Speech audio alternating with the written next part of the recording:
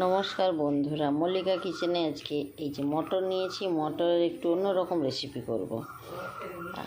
তাই আপনারা শুরু থেকে শেষ পর্যন্ত আমার সঙ্গে থাকবেন। আর রেসিপিটি যদি ভালো লেগে থাকে অবশ্যই লাইক করবেন, শেয়ার করবেন, সাবস্ক্রাইব করবেন আর পাশে থাকা বেল আইকনটি প্রেস করবেন। মটরটা কিন্তু রাত্রি 11টায় ভিজিয়েছিলাম, এখন সকালবেলা 8টা বেজে গেছে।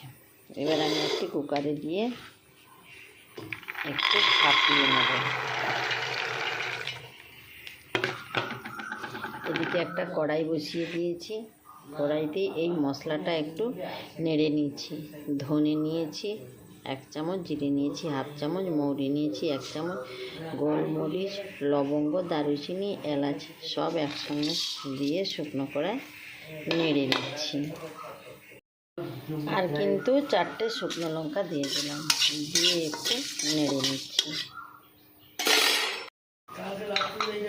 জল দিয়ে দিয়েছি কিন্তু মটরের ওপরে এইখান পর্যন্ত। এবারে আন্দাজ মতো লবণটা দিয়ে দিলাম, দিয়ে আমি এটা ভাপিয়ে নিচ্ছি। 2টো সিটি দেওয়ার পর বন্ধ করে দেব। কালারটা চেঞ্জ হয়ে গেছে, ভাজা ভাজা হয়ে গেছে। এবার আমি একটি পাত্রে নামিয়ে নিচ্ছি। এটা ঠান্ডা হয়ে গেলে কিন্তু আমি গুঁড়ো করে নেব। কড়াতে তেল দিয়ে দিয়েছি, তেলটা কিন্তু গরমও হয়ে গেছে। এদিকে মটরটা খুব সুন্দরভাবে সেদ্ধও হয়ে গেছে।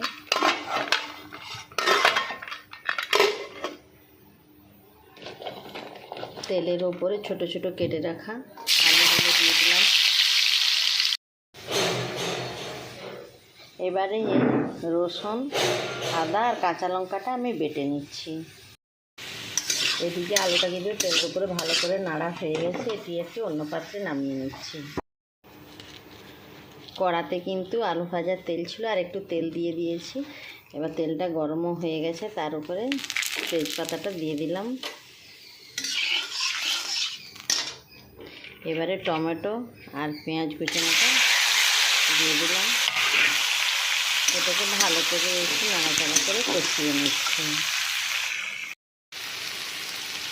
পেঁয়াজ আর টমেটোটা কিন্তু ভাজা ভাজা হয়ে গেছে। এবার বেটে রাখা মশলাটা দিয়ে দিচ্ছি, আদা, রসুন, কাঁচা লঙ্কা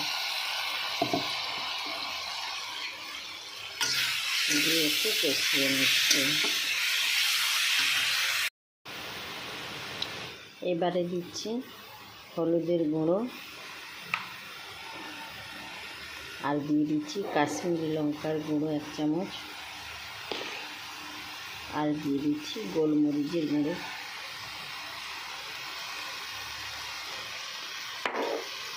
দিয়ে মশলাটাকে ভালো করে কষিয়ে নিচ্ছি। এবার এই মশলার কড়াতে আলুগুলো দিয়ে দিচ্ছি। আলুগুলো তো সেদ্ধ করি না, এই জন্য নাড়তে নাড়তে সেদ্ধ হয়ে যাবে।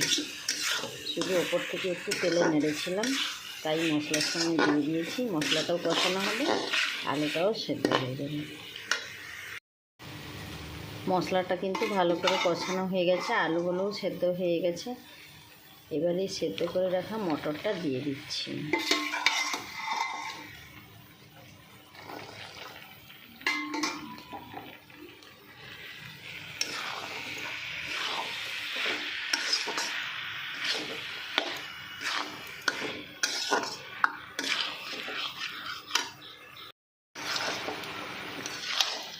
ভালো করে কিন্তু নাড়া হয়ে গেছে। আমি মটর সেদ্ধর সময় পরিমাণ মতো লবণটা দিয়ে রেখেছিলাম, সেই জন্য আর লবণ দেই না। এবারে সেদ্ধ করে রাখা জলটা কিন্তু দিয়ে দিলাম। এবার পরে একটু চেখে দেখব, যদি লবণ প্রয়োজন হয় লবণ দেব। আরও একটু জল দিচ্ছি। পরিমাণ মতো জলটা দিয়ে দিয়েছি। এবার কুচানো ধনে পাতাটা দিয়ে দিলাম। নামানোর আগে সেই যে শুকনো কড়াই নেড়ে গুঁড়িয়ে রেখেছিলাম, সেই মশলাটা দিয়ে দিলাম, দিয়ে একটু ভালো করে নাড়াচাড়া করে নিচ্ছি। একদম রেডি হয়ে গেছে। এবার আমি একটু অন্য পাত্রে নামিয়ে নিচ্ছি। একটি পাত্রে নামিয়ে নিয়েছি। এবার আমি পরিবেশন করছি। আজকের মতো তাহলে টাটা।